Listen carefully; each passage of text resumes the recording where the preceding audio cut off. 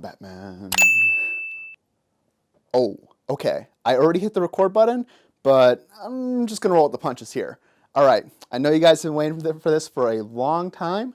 It's finally here, in time, like I promised. Oh, you thought I was gonna jump out of the box because I did that in the Canta review? No, this is just for display. We've been there, we've done that. We're on to something bigger and better, and that is the Focal Sopra 2 review. Stay tuned. Ah! What the heck?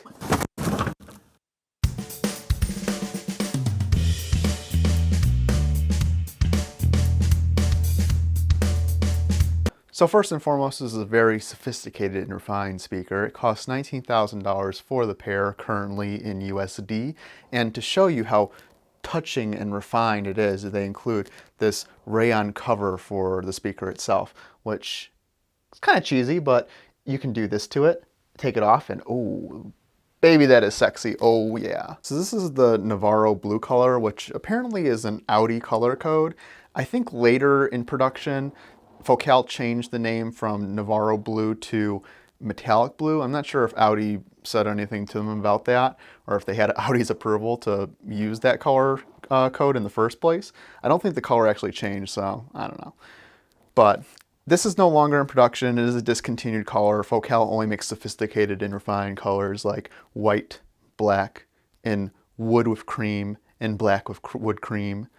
So, fun colors. Sorry, I guess they had to go. This speaker is really well built, and the first thing, going from top to bottom here, that I noticed is the glass itself. And yes, the Canta had glass here too, but we have not only a thicker glass panel, but also this beveling on the glass, and it's like, ooh, a little bit of refinement. Makes it a little fancier. Then, of course, the main feature of the speaker is the W cone drivers. Now, W sandwich technology, you see on the front there, it's no longer F technology, thank God, but the W cone, it gets that name because the French word for glass starts with a V, and it's a play on glass, because the cone itself, this is the third generation W cone, so you have glass in the front, glass in the back, and what you're actually seeing is a sandwiched acoustic foam, which is this kind of dirty snow kind of look, is the foam that's in between that glass. You still have the TMD suspension, so you have this little ribbing here that helps form the surround, and when it moves, it makes a more predictable movement to design the speaker. And then you have this kind of gunmetal circle plate here, which is actually pretty nice looking. Of course, still handmade in France. You have the big highlight. This is what Focal is, of course, really known for, is the beryllium tweeter. This is the IAL2 tweeter, so it actually is one version below what the Canta was using, but we'll get into that a little bit later. So it's still a 1-inch beryllium dome tweeter, inverted dome. It has this housing, and inside here, you get some more Focal branding here. There's a inverted horn that goes to the back here, and then vents out this nice little vent, which is pretty cool. This does look kind of like some sort of car accessory or something. It is a pretty cool look. But it vents the tweeter in this inverse horn thingy out the back. Pretty cool. The bass drivers themselves are a 1/2 inch larger than the mid-range. So these are 7-inch drivers, the mid-range is 6.5. And compared to the Canta, the surrounds are actually much larger. And we'll talk about a little bit more about that a little later too. And instead of a front or rear port, you have this bottom mounted port, and we'll see if we can see it in there. Can we see it? Okay, there it is. You can see the port in the back there. So just one port vents out the bottom here. And then it's on this stand, which again is like really thick glass and has these stands. And the whole construction of this thing is, it doesn't have that future material that the Canta had, but this is just good old MDF, and it's really thick. It's really thick. Damn, boy, he thick, boy. That's a thick ass boy. You got almost 3 inches of MDF on both the front baffle here and in the back, and then variable thickness on the sides.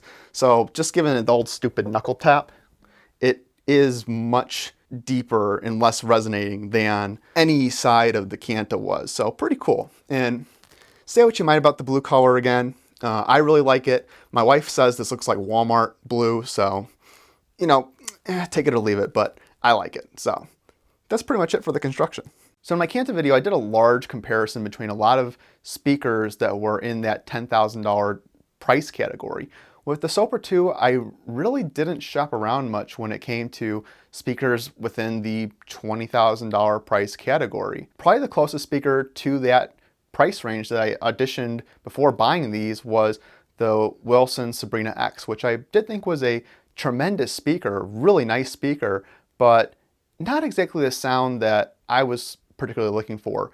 And at this point, I feel like I'm kind of married to the Focal sound signature. And when I say that sound signature, I'm thinking something that is more forward, more analytical, a little bright, but very fast and a more modern sound, if you will. And I'd heard these speakers several times, whether it was at a show or I actually ended up going to one of my followers' houses to Tone Ranger 58. He invited me to his house to listen to his Sopras, and that was phenomenal. It was absolutely beautiful sounding. And at that point, I was really like, this is the sound that I'm trying to chase after. So this is my goal within probably the next year. And I think it was probably about a year since I heard them at his house that I ended up buying these. And these really presented the right opportunity for me.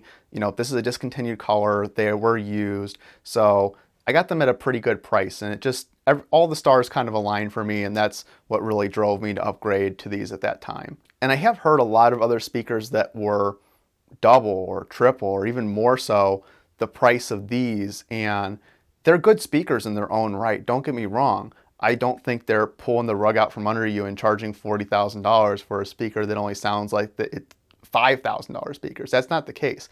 It's a different sound signature. So I want to refine the sound signature that I was chasing after. And I give that comparison kind of like food. If you want really great Italian food and you're used to a certain pedigree, if you end up going to like Tuscany or some very expensive or exquisite Italian restaurant, it's going to build on that experience. But if you compare that Italian restaurant to a Thai restaurant, it's a whole different category, a whole different ball game.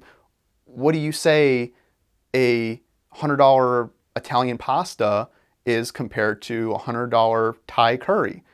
Is it really comparable? Can you say, oh, it's better, or maybe because you prefer the $30 Thai curry over the $100 Italian pasta, that the Italian pasta isn't good? No, it's just a completely different signature, and that's what the Focal Sopra is for me. And the Focal kind of sound overall is the sound signature that best fits my taste. And before I start getting too into the weeds about the sound of these, I want to address something really quick, and it's something that people have been asking me a lot is, I have the Cantas, or I'm interested in the Cantas, should I go to a Sopra? Or does a Sopra just beat the Cantas in every possible way? Well, it's a very similar sound signature, but yes, I do think the Sopra is a market improvement over the Canta, but the Canta still in its own right is an absolutely great speaker. It still sounds really good, and as far as signatures go, it's still got that same kind of profile that the Sopra has. There are nuances between the individual characteristics of sound that are, of course, either improved or different than the Canta, but the Canta is still an absolute performer. So if you have Cantas, I wouldn't feel like you're completely missing out and you got to go buy these tomorrow. But if you're looking to upgrade, it's definitely the consideration, and I think that it's something that should be high on your list if you're already very in love with the sound of the Canta, which I definitely was. So initially, I really thought about, when reviewing these, I was going to be comparing them a lot to the Canta because I thought my Canta review was very good, but I really believe that these deserve their own standalone review without much comparison to anything else. And I'm going to try to be as detailed as possible in each aspect that I think is very important and sets up the character to these speakers. So primarily for electronics, I had the Hagel H20 and the Benchmark DAC 3L. I've talked about the Hagel before, but not the Benchmark, but These were the same pair of electronics that I used for the Canta, so nothing's changed in that regard. It really is only the speakers that have changed in any comparison that I'm going to make to the prior. And I have been able to try some more high-end amplifiers and some more high-end DACs like the DCS Bartok, which completely overhauled the sound of these to something absolutely phenomenal. So could I say it would scale the same way on the Canta?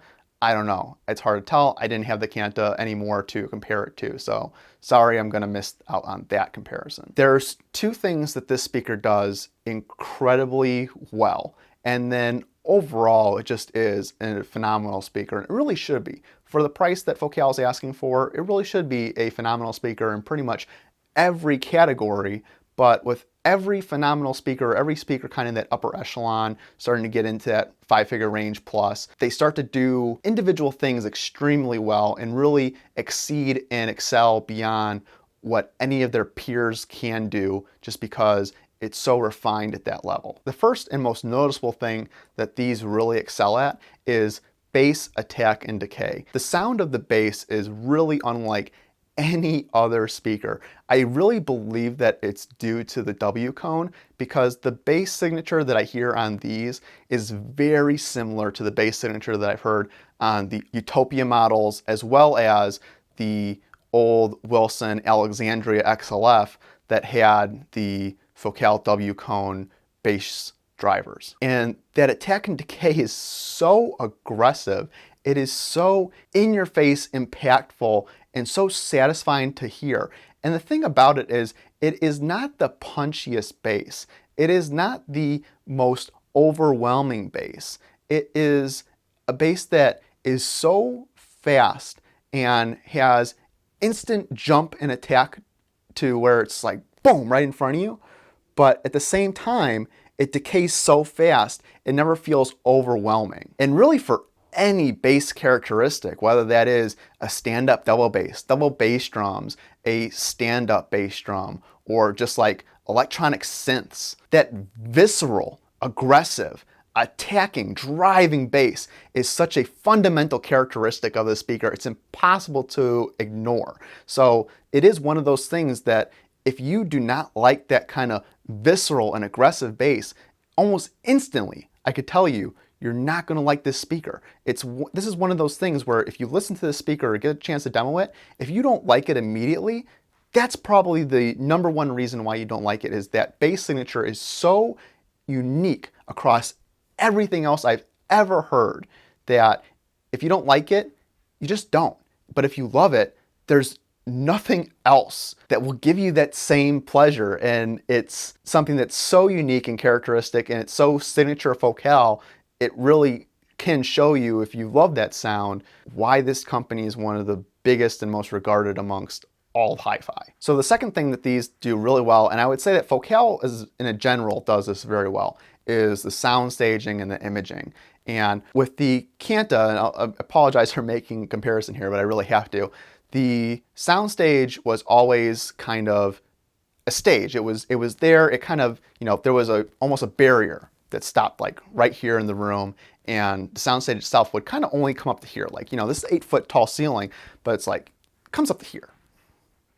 Where with the Sopra, the soundstage is so much more open and enveloping to where all of a sudden I'm sitting there and listening and I'm like, there's something very different here. What is it? And I realized that this speaker has height. Like, it is not just coming up to here with the sound. It is like LeBron James, it's up there. It is really up there. Like, oh, look, there it is. So that expansiveness of the soundstage is something that really jumped out to me and was extremely apparent with these. This is a very wide speaker. And it's not that you can't have a small room, because my room is fairly small, less than 200 square feet. And I didn't feel like this was overpowering in any way. I felt like it was almost perfectly sized for the room. And with the SPLs and kind of the sound pressure, everything like that, it was pressurizing the room just perfectly to where you can have that very large experience in a small room, which is really cool. And I can only imagine that in a larger room, it would probably only improve because you could separate these speakers out a little bit more. And in my placement of these speakers, I actually ended up placing them a little bit wider than I had the Cantas. And the thing about placing your speakers is that as you move them further apart, you will get a larger image. But if you move them too far apart, that mid-bass and your overall kind of bass signature will start to lose its power. So you move them too close together and you lose imaging, but you get more bass power. Move them too far apart, you get to a lot of image, but not much bass characteristic. And these have the ability to probably continue to move out and could fit a larger room than this, of course. So mid-range was really good, really crisp, really crunchy where it needed to be, really great. And I felt like it gave the sound overall more texture and depth, especially with vocals. I thought that the vocals were extremely good and extremely textured. It gave the singer not only the appearance or the illusion of being in the room, but you can also really tell kind of where the singer is in the room, where before they were kind of this column of sound in the middle. But no, now they've added this 3D, this direction, you know, the kind of the axis to where they're either here, here, here, sometimes over here, sometimes over here, sometimes over in both places, whatever. You have a more concise picture of where the singer is in the room, not only that the singer is in the room. And I'll use a Thomas reference here, a Thomas and Stereo reference, is Thomas talks about seeing the lips and the forming of the lips on the singer. And with the Cantas, I always kind of scratch my head like, what are you talking about, Thomas? Are you high? Like, what are you talking about? But this is like, okay, Thomas, all right, now I understand. Now I get what you were getting at. And again, that same kind of visceral, aggressive, almost instant decay that exists on the bass portion of the speaker also exists in that mid-range. And this was very apparent to me on a track like The Art of Dying by Gajira, where it starts out with these very tribal drums where it's like and each strike of that drum, I listened to this track before comparing the Cantas and the Sopras in a showroom setting, and the Sopra is just so much faster and aggressive and on that attack of the drum, and it's so quick to decay. It's bouncing. The sound just instantly just creates the sound and stops. It sounds amazing when it does that. So that is a really great comparison, really great track to listen to when you're talking about speed of a driver. And then there's the treble, and this one's a little bit of a quandary for me because in theory, there's the IAL3, which was the Canta, and the Sopra has the IAL2. What's the difference? Well, in my opinion, there's really not much difference in the quality of the sound and the signature of the sound that comes from the tweeter. The difference to me seems more mechanical in that the IAL3 was probably developed to perform the same as the IAL2 in a much smaller speaker body and without the venting that happens in the back that happens on the Sopra. So it is a mechanical difference or an implementation difference rather than a sound signature or sound quality difference. I will say with the Sopra at least, it's a taller speaker. It has that stand. So on the Canta, I was propping them up with this admittedly kind of crappy solution to lift the speaker up a couple inches. With the Sopra, I don't have to do that. And in fact, with the Sopra, I find that the ideal positioning for the tweeter is actually a little bit downwards of your ear position, where the Canta, I really felt like the best positioning for that was on axis straight to the ear. The Sopra tweeter comes down a little bit, a few degrees down, and that's Focal's suggestion for this tweeter. So I feel like I'm closer to the Focal spec, and it just makes sense. It sounds still incredibly detailed and rich and textured, but not overly bright and fatiguing. And I think if you're on axis, it can be a little bit distracting at times, the treble over the other features of the speaker. So overall, I'm incredibly happy with my purchase here. I really enjoy the Sopra. I think it's an absolutely phenomenal speaker. And the thing that was always in the back of my mind before purchasing these is this is a 7-year-old speaker. This speaker came out before the Canta. It's always a question, is it going to be replaced? Well, the area line from Focal is going on 9 years old now and has not been replaced yet. And the area line kind of really defines that $3,000 to $5,000 range as a no-brainer recommendation because it's so dominating in the space because it's just so good for that price. I feel like the Sopra is the same way, and even after the 25% price increase to where it went from $15,000 now to $19,000 and it's competing more in that $20,000 range, is still like the final boss of that range because there's really not much else that can touch it at that price with that sound signature. And this might just because I'm young and naive, but the sound signature of speakers from like the 70s or the 80s or 90s even, there's some speakers that have just stood the test of time and are still incredibly desirable, incredibly highly priced to this day. And you always think, okay, well, those were the classics of yesteryear. Those were the things that people look back at and say, that was the best speaker at the time, that was the best speaker of the price, this was legendary performance, everything like that, and then it's still sought after today. I feel like the Sopra is that good that people will be reflecting in 10 years and look back and still think that the Sopra 2 was just so ahead of its time, such a good sounding speaker that people will still be seeking this speaker 10 years from now, maybe even 20 years from now. And I may sound like I'm overselling it or I'm, the #1 Focal fanboy, but I truly believe that case, that this speaker is really something special. And sure, Focal could replace it tomorrow with something different. But I guarantee you, if they do, it's going to be much more expensive.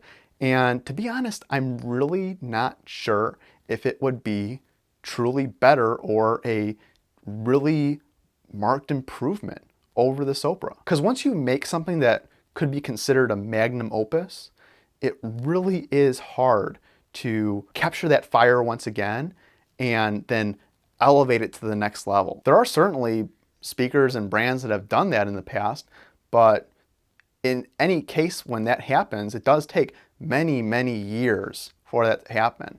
So if Focal does come out with something better than these, it's probably going to take a long time to do so. And I honestly think they're just selling so many of these damn things that they're probably not in a really rushed capacity to replace these anytime soon. So that's going to do it for me when it comes to the Focal Sopra 2, and this is going to probably be my last review video of 2021. So thank you to everyone that has subscribed thus far. Thank you for supporting me, watching these videos. If you follow me on other platforms or support me in other ways, big thanks, I really appreciate it. If you haven't already, make sure you hit that thumbs up on this video, make sure you subscribe.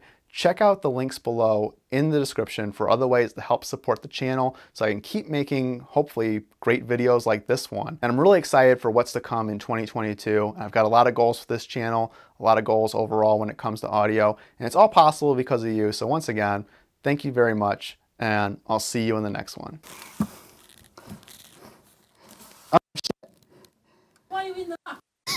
I made a mistake. Oh my god. I made a mistake and I fell in the box. I'm like, Pickle Rick, bro. Made a mistake. Oh my god. This is gonna be better than I thought.